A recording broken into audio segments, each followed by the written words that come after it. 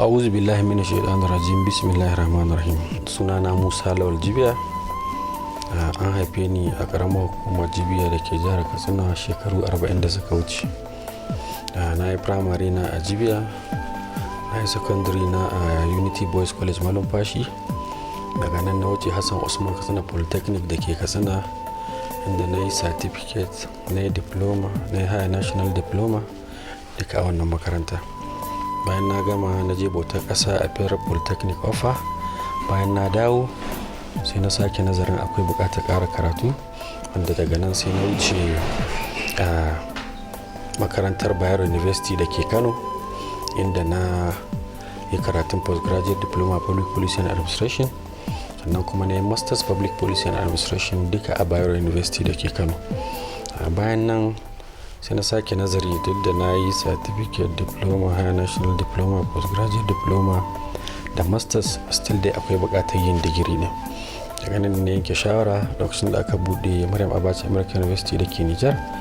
Na je na sake wani sabon karatu, inda na fara da BSc International Relations, MSc International Relations, daga ƙarshe kuma na samu na kammala PhD na International Relations.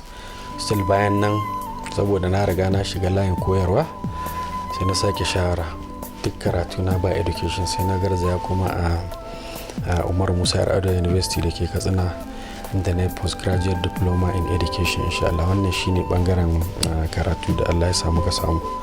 Bangaren aikin yi kuma na fara da aiki a Katsina State Local Government Service Commission, inda ne ayyuka a kananan hukumomin Jibia da Kaita. Kusan locally enough inda zan wakilta din duka ni na ma ne aiki na dama. Akwai inda ne aiki a nan Jibia Local Government in charge registry, na yi secretary comprehensive health center Magama. Daga nan sai na samu assistant director, aka maida ni Kaita a matsayin district admin. So shekaru na 10 dai ina aiki a nan. A lokacin da siyasa ta zo 2017 gabato 2019 sai na aje aiki a can, da muka tsangwama harkar siyasa kenan. Lokacin da na samu aiki a Maryam Abacha University, bayan na kammala sun rike ni, da na dan yi aiki da su, inda na yi hostel administrator. Daga nan kuma sai da na kai matsayin Dean Student Affairs a Maryam Abacha University da ke Nijar. Daga nan muka kuma juya na bangaren koyarwa da ci gaba da lecturing a makarantar, inda sai da na kai matakin HOD International Relations still duka a makarantar. So lokacin da kuma Maryam Abacha American University suka bude sabuwar makarantarsu a Kano, sai aka maida ni can, inda aka bani Vice President Campus Life, wato Director Student Affairs kenan. So lokacin da siyasar nan kuma ta dawo, sai muka dawo harkokin siyasa insha Allah. Ni matashi ne, kuma na fahimci wakilan da suka je suka wakilci wannan constituency namu ba su yi da matasa. Sai na ga taya ni ma zan shiga siyasan nan a dama da ni, domin in jawo matasa mu tafiyan nan tare da su. Akwai abubuwa da dama wanda ya kamata 'yan majalisa su yi na taimakon matasa, amma ba su. So mu muna da ƙudurin idan Allah ya sa mun samu wannan dama, Allah ya kai mu, za mu iya abin da za mu yi domin jawo matasa a wannan tafiya. Akwai abubuwa da dama bayan wannan da ya kamata su wakilan su yi, ba su yi ba. Sai muka ga wannan wakilai da ke wakilta wannan constituency, idan sun je hankalin su bai ga matasa, kamar da na faɗa maka. Ciwo na ni matashi ne, kuma guri na an ga matasa sun ci gaba wajen kokarin sama musu ayyukan yi, taimakon ilimin su. Amma tun da an yi watsi da su, ba ta zo ake ba, bari ni matashi tun da bangaren ilimin nan nake in zo in jawo matasa, in tallafa musu wajen ilimin su da sa musu ayyukan yi. Kusan wannan ni shine babban guri na, da dalilin da yasa na dawo na tsangwama cikin harkokin siyasar nan, domin mu taimaki matasa 'yan uwanmu da kuma kawo ci gaba na yankin mu baki da insha Allah. Jam'iyyar PDP ta yi mulki daga kusan 1999 zuwa 2015. A jihata da na fito ta Katsina, PDP ta yi ayyuka na a zo a gani bila adadin wanda ba su misaltuwa. Daga mulkin mai girma tsohon shugaban ƙasa marigayi Alhaji Umar Musa Yar'adua zuwa tsohon gwamnanmu barista Ibrahim Shehu Shema. Duk wanda ya zo Katsina yanzu haka da inda za ka ga manyan ayyuka, za ka ga ayyukan dai da wa'annan gwamnoni namu ne na PDP da suka yi. Wanda ita wannan sabuwar gwamnati da ta zo kusan ni har yanzu babu ma dai wani abu na a zo a gani da za a ce za ka nuna wanda suka yi illa ɗimbin bashi da suka je su karanto mana. So cikin hukuncin Allah na yi takara 2019 a jam'iyyar PDP, wanda lokacin Allah ya sa ban samu nasara ba, kuma muna kyautata a lokacin yana da alaka da shi da girma Muhammadu Buhari da ya zo zai yi takara a wannan lokacin karo na biyu. To wannan dan farin jini nashi da tunanin yi mai uzuri na in ya hawo zai gyara, ya sa mutane suke tunanin bari su zaɓi APC su ga menene zai kasance da shi kan shi da su wanda aka zaben babu wani abu da suka ataka. To sai na ga to ina zani dama PDP nake, kuma PDP ita ce ta abin da za a zo a gani. To me zai sa a rabu da jam'iyyata? Tunda na fara siyasa ina PDP kuma ba PDP ba, dalili kuma shine ita ce na yarda da ka'idoji da tsare-tsarenta. Jam'iyya ce wacce akwai ladabi, akwai biyayya, akwai manya, kuma idan har kana PDP kai mata hidima, PDP ba za ta manta da kai ba kamar wannan gwamnati ta APC ba. Ka zo ku yi hidima da an hau wasu 'yan tsiraru ne za su amfana da ita, sannan kullum tsiwa suke babu bayan sun tattara sun koma gefe, kudu kuka yi wahala tare da su sun manta da ku. Ma PDP ina tabbatar ma jam'iyya ce wacce inda da kai aka yi ta ka kama aka kai da izinin Allah, idan wani abu ya zo za a juyo a waigo a gasuwa suka taimaki al'umma, su ma a taimake su. Ma ita kan wannan jam'iyya ta APC Allah da shi kyauta. Ina da tsare-tsare da manufofi wanda na tsara, wanda insha Allah idan Allah ya bani wannan nasara ina kokari in tabbatar da Allah ya taimake ni na cimma gaci, ko kuma na tabbatar da wannan kudurori na. Akwai manifesto na wanda kusan zai kai 5 zuwa 7 haka, amma dai akwai wanda nake so in tabbatar na ba su priority. Kamar yadda na faɗa ma, ilimi da samun matasa ayyukan yi su ne gaba. Na farko bangaren ilimi ni lecturer ne, cikin hukuncin Allah na san amfani shi, kuma matakin karatu babu wanda bai yi ba, tun daga certificate na fara har zuwa PhD. So kaga duk wani lungu da sako na karatu na ilimi bakin gwargwado na san shi, kuma na san amfanin shi. To guri na farko ta ya zan taimaki matasan mu cikin hukuncin Allah. Constituency da na fito constituency ne wanda domin Allah a baya an bar mu lokacin saboda border town ne duka biyan. So a can baya saboda yanayin smuggle da sauran zaka ga mutane ba su ma damu da karatun ba irin yayi namu na sama. To daga mu ne zuwa na kasan mu yanzu matasa suka yunkuro suna son ilimin kuma suna yi. To sai kasance yan majalisun mu da gwamnatoci na bayan nan da suka samu dama ba su tallafa masu. Har ma lokacin jam'iyyar PDP zaka ga ana biyan school, ana daukar yara ana kai su, ana ba su scholarship kasar waje da sauransu. Sannan kuma ana ba da tallafin karatu wanda za a ga waye da ne kuma duk gwamnati ke biya. Ma APC na zuwa sai ta tsaida ta jihar Katsina, wanda ba daidai bane ba. Scholarship da ake bada a je kasar waje su ma suka tsaida, da shi ma ba daidai bane ba. So ni cikin manifesto na saka ilimi farko. Tsari na shine nan farko, saboda ita gwamnatin jihar mu ta Katsina ta tsaida sponsorin wannan waye da ne ko sun kirkiro wani qualifying wanda idan makaranta akwai yaro 500 za a zo a ce wai za a masu jarabawar qualifying. Cikin 500 ko mutum 500 cin jarabawa za a ga 50 sun riga sun yi targeting, kowace makaranta za su ba wannan 30 wannan 50. za ka ga cikin yaro 1000 da ke gamman dai secondary school Jibia wuce a biya ma yaro 100 900 ya za ka yi da su.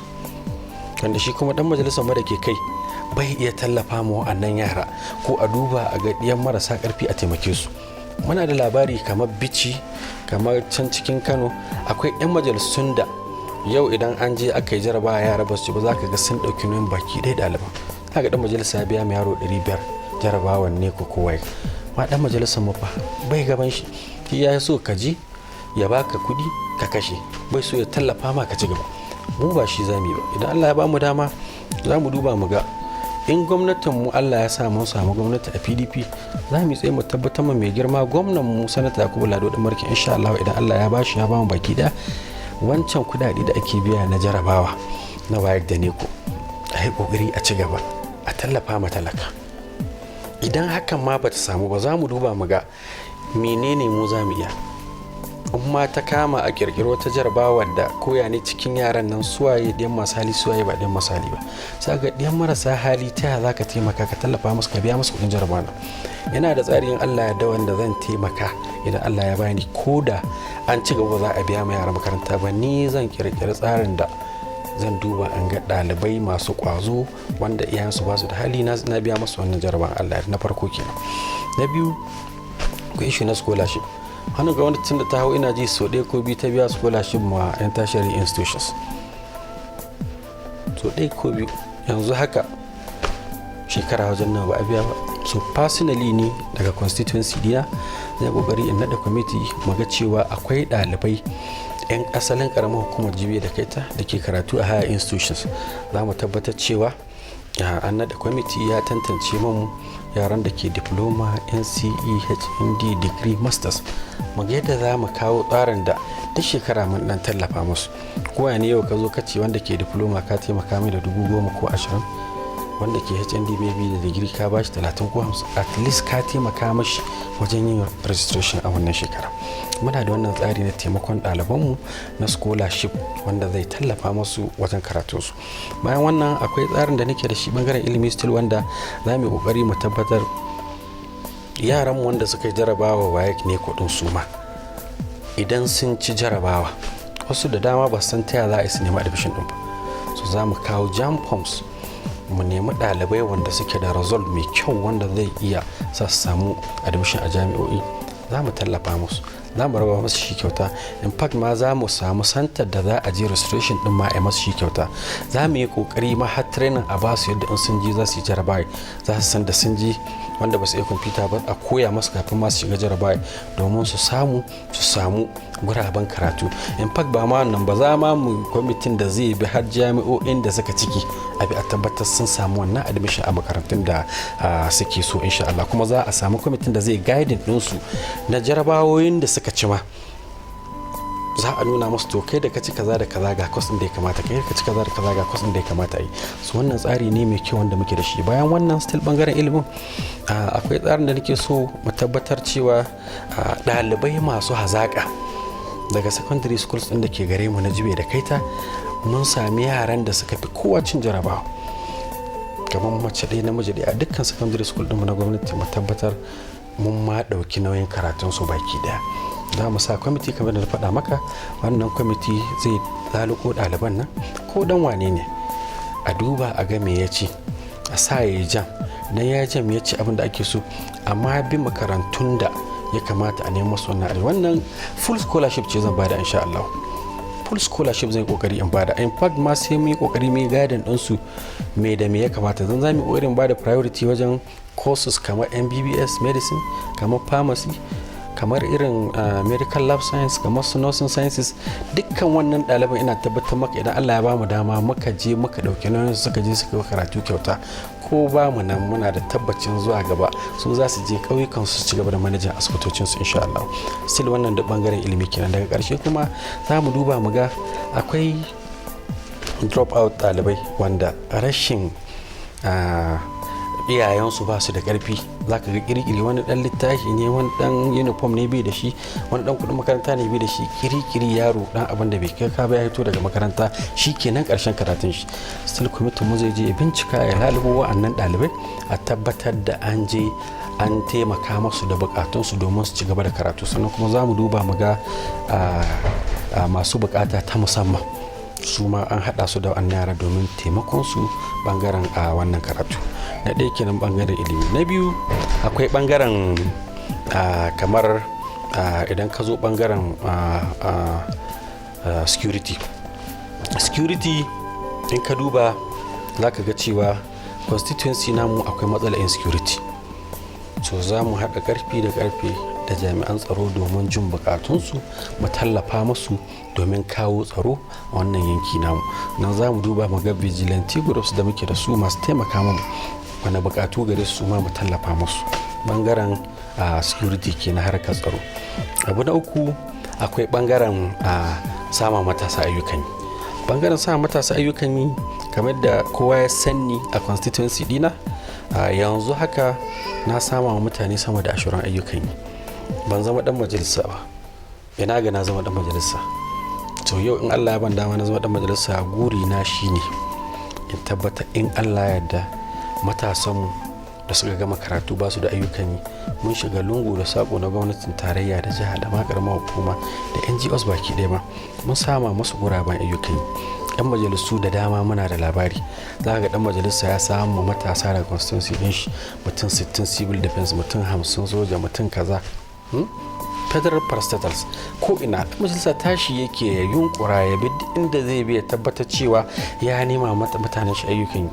Dan majalisar mu baya gaban shi, bai gaban shi. Ina tabbatar ma ko yanzu ni dan majalisar da ke kai bai fi ni sama matasa ayyukan yi ba, shi da ke kai. Yau ina Allah ya bani daman nan. So al'umma jibe da kai ta ku sani, yau idan kun zaɓi dan majalisa da izinin Allah za mu je mu tsaye domin mu tabbatar yaranku da suka gama karatu ba su da ayyukan yi. Mun yi kokari mun shiga lungu da sako domin tabbatar da mun nemo masu guraben da za su je su samu ayyukan yi domin su dogara da kansu. Bangaren noma kamar da ka sani, ni mahaifina ma sarkin noma ne kafin Allah ya mashi cikawa. So tun muna yara mun san noma ana cewa tushen arziki, da mu ake zuwa gonan nan, muke duba ma'aikatan nan da sauransu. A gwamnatocin PDP can baya mun san yadda gwamnati ke zuwa ta bada taimakon taki. Wani lokaci za a ga kudin taki za a raba shi biyu, talaka a ce ka bada rabi. Wani lokaci za a kawo maganin kwari a bada shi kyauta ma. Sannan wani lokaci akan kawo ƙwararru domin su koya dabarun noma sababbi. Wana tabbatar ma yau in daman nan ta samu, wannan abubuwan za mu dawo da su. Ina dan majalisa zan iya haɗa ƙarfi da ƙarfe da gwamnatin ita tarayya, mun kawo ƙwararru wanda za mu samu mu ga ta yaya za a saman ma 'yan constituency ɗinmu taki yadda zai taimake su wajen nomansu a sauƙaƙƙen farashi. Za mu yi ƙoƙari mu tabbatar mun sama masu magungunan kashe ƙwari da sauransu. Bayan nan ɓangaren lafiya, ina da tsari mai kyau ɓangaren lafiya wanda cikin hukuncin Allah na yi aiki a asibiti can baya, administrative secretary. Akwai wani program da ke akwai na drug revolving fund. Shi kuma tsari ne wanda za a zo a zuba kudi a sai magunguna. Da aka sai magungunan nan za a sa farashi mai sauki wanda zai tallafa ma talaka idan sun zo asibiti, wanda kudin da aka saida shi kuma da shi ne za a koma a je a siyo ne. So za mu zaɓi wasu asibitoci a tallafa musu da kudi su sai magani mai sauki, sannan su ci gaba da saida ma marasa lafiya cikin saukin. Sannan kudin idan sun siyar su juya su kuma su je su so wani maganin koya ne ana juyi. So kaga shi ma an tallafa ma marasa lafiya talaka domin su samu sauki. Bayan wannan zan yi kokarin tabbatar duk shekara akwai medical outreach da nake so in tabbatar nayi, kamar General Hospital Jibia, General Hospital Kaita, mu tabbatar mun je mun yi sanarwa marasa lafiya kowace iri ce mun samu sati an zo Kaita an yi sati, duk mara lafiya sun zo matsalolinsu mu kawo likitoci ƙwararru a duba a tambaye ka me ke damun ka, a kawo magani kuma a duba ka a baka magani kyauta insha Allah. Wannan su ma suna cikin tsare-tsare na. Daga ƙarshe ina da tsari wanda zai taimaki matasa da mata wanda su kuma ba su yi karatu ba. Kuma wannan ka sani muna da akwai skill acquisition center ta NDE da ke Jibia. In Allah ya bani wannan dama zan tabbatar in Allah ya yarda mun kawo tsari ko mun saka aiki a NDE wanda zai zo ya kasance an koya ma mata da matasa ayyukan yi na hannu, skill acquisition kenan. Zai yiwu a zo a koya ma mace yin ɗinkin saƙa ko tela ko kwamfuta ko gyaran waya ko aikin gyaran wuta ko na satellite. Maza da matasa za a koya masu wannan aika, kuma idan an koya masu za mu tabbata in mace ce ki aka koya maki ɗinki, to ranar da za a salame ki tafi da keken ɗinki ki gida. Haka sauran trade ɗin duk wanda ka san an koya ma abu za a ba shi abin da idan ya tafi shi ma zai je ya dogara da kanshi domin shi ma ya samu yanayin ci gaba na rayuwar shi. Manifesto kamar wasu tsari ne wanda mutum ya zo da shi yake so idan Allah ya ba shi dama zai cika. Amma idan ka ce alkawari wani abu ne mai nauyi babba, amma guri ne, tsari mai kyau kuma kyakkyawan fata ce. Akwai wasu abubuwa da mutane ba su gane ba. Yau idan ka je, kafin ka je kujera, za ka fara nazarin in ka je za ka yi kaza, za ka yi kaza, za ka yi kaza. Maƙila daga lokacin da ka je wajen za ga wasu abubuwa ba su yiwuwa saboda yanayi da ke canzawa. Amma dai tsari ne mai kyau ka tsara, kuma kana da kyakkyawan Allah zai taimake ka ka cika wannan tsari. So tsari na ƙarshe kamar da nake so ka manta, akwai ishu na addini. Jibi da ke ta gari ne na addini. Akwai malamanmu na addini wanda muke so idan Allah ya ba mu dama muga cewa ƙungiyoyinmu na addini dukkan bukatun da za su zo da su za mu duba mu ga ya za mu tallafa musu. Akwai 'yan agaji, akwai 'yan hizba, akwai 'yan first aid group, duka wani bukatun ku mu taimaka. Akwai da'awa group, akwai wa'azuka da ake zuwa da lokacin da za a kawo mu za mu duba mu ga ya za mu taimaka. Akwai tsarin da nake so in zo da shi ma na Ramadan program, shi kuma wannan sai lokaci yayi, lokacin azumi za mu zo da wani special package da za mu taimaki malamai da addini baki da. Nan finally akwai issue na makabartu. Za a ga lokacin wasu lokuta ana buƙatar tifofin ƙasa da za a je a rai makabartu da sauransu. Duka wannan tsare-tsare ne wanda malaman addinin mu za mu zauna da su mu ji bukatunsu. Finally akwai program ma da ake da shekara na Quranic recitation. Za ga in lokaci yayi local government ba ta sponsorin haka ja ba mai ba da support. So ni Allah ya ban dama zai kokari in gama idan akwai da za a in dauki program din baki da yaran sponsorin din shi, insha Allah zan yi. Dole ne mu taimaki addinin mu, mu dole ne mu encouraging yara matasa hafizai masu kokarin karatun Qur'ani mun tallafa musu. Bahaushe ya ce jiki magayi. Gwamnatin APC daga 2015 zuwa 2019, daga 2019 zuwa wannan shekarar da muke ciki 2022 kafin zaɓi 2023, kowa ya ji ga jikin shi, musamman mu da ke boda. An zo an rufe mana boda, an ce an hana shigowa da shinkafa. Shinkafan nan da aka hana shigowa da ita lokacin da aka rufe boda 8,000 take zuwa 10,000. Yanzu ta linka, ta wuce 20, ta wuce ma 30. Kowa ya ji ga jikin shi, ko ba gaskiya ba.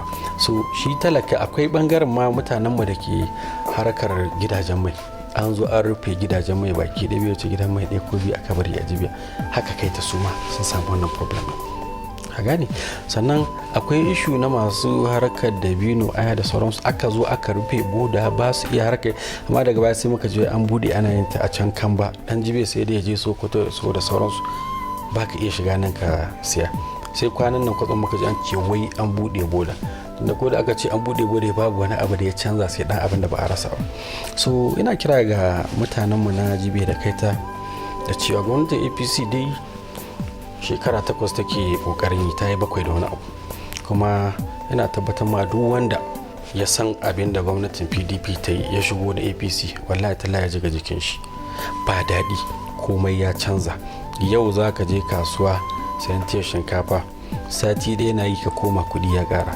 Yau za ka je kasuwa sayan siga, gobe kana koma kuɗi ya ƙara. Ko me ka sani gwamnatin nan tattalin arzikin mu ta lalata shi, ta rusa shi. Su mu kiran da muke ga al'umma shine su yi nazari, su duba, su ga cewa shin gwamnatin nan ta APC wani cigaba ta kawo musu. In suka ga babu wani cigaba ta kawo musu, a cire su, a canza da wasu su ma a ga menene za su yi. Mu muna da yakinin Allah yadda da Allah ya bamu dama, yadda muke da ilimi bakin gwargwado da sauransu, za mu ga yadda za mu yi mu kawo canji. So al'umma Jibia da Kaita, dama ta same ku. Dama kawai ita ce 'yan majalisu da dama sun gabata kuma kun ga me suka yi. Idan kun gamsu da abubuwan da suka yi, fine.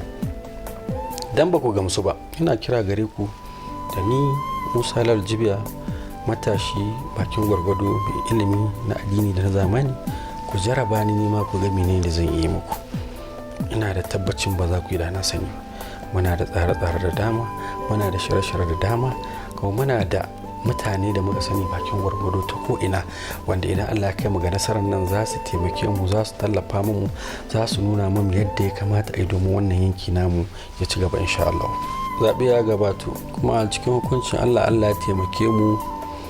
Su wannan sabuwar doka da aka kawo ta INEC ta zo da tsare-tsare masu kyau, musamman wannan direct transmission of result da BVAS da za a yi amfani da shi. A can baya 'yan siyasa na amfani da dama su, musamman waɗanda ke saman gwamnati, domin yin regin na zaɓe. So amma ga yadda INEC ta gabatar da wannan sabuwar doka kuma aka sa mata hannu, ina tabbatar maka don mai tunanin yana da hanyar da zai je ya abin da bai kamata ba ya ma ba wannan tunanin. Dan siyasa ne kai, kana dan majalisa, ka koma Abuja kai wata 5-8 shekara ɗaya baka zo ƙauyen ka ba, to shara ta ma kai ka sake neman kujerar nan. Dalili ko shine yanzu ba magana kuɗi bace ba, yanzu ba magana ragin bace ba, magana ce ta talaka ya je ya dangwala da hannun shi ya zaɓi shugaban da yake so. Zaben nan idan ya zo akwai sabuwar na'ura da aka kawo PBOS wanda sai ta haska aka taga shin kai ne idan ka kawo katin ka sa hannu an tabbatar kai ne, sannan a baka katin nan kuma kana dangwala direct ya je cyber ta su ta Abuja. Sannan ana gama zaɓe za su ɗauka su haska su tura su kai Abuja. So ta ina kake tunanin wani zai zo ya abin da ba shi bane ba. So kira na ga jami'an INEC da jami'an tsaro shine kamar yadda muke da confidence kan su cewa za su yi adalci, to su tsaya su yi adalci. Jami'an tsaro kada ku yarda a da hannu da ku domin yin abin da bai kamata ba. Sannan INEC yadda kuka yi shirin wannan zaɓe, kamar yadda kuka yi, akwai misalan zaɓuɓɓuka da kuka yi irin na Osun da sauransu, mun ga bakin gwargwado kun yi kokari. So muna ƙara muku ƙarfin gwiwa da ku tsaya ku zama tsakiya, kada ku ci wannan naku ne wannan ba naku bane ba, ku yi abin da ya kamata. Fatan mu shine idan aka yi zaɓe ko ma waye ya ci a bashi abin shi. Dalili kuma shine talaka su suka dangwala zaɓe shi suke so ya je wakilce su, da haka a bashi ya je wakilcin nan. In ya kyautata zai dawo sake nema a kyautata mishi, in bai kyautata ba zai sake dawowa nema, kuma sai ku canza shi kuma da shi gehe ku zo ku zaɓi wani wanda kuke tunanin zai kyautata muku insha Allah.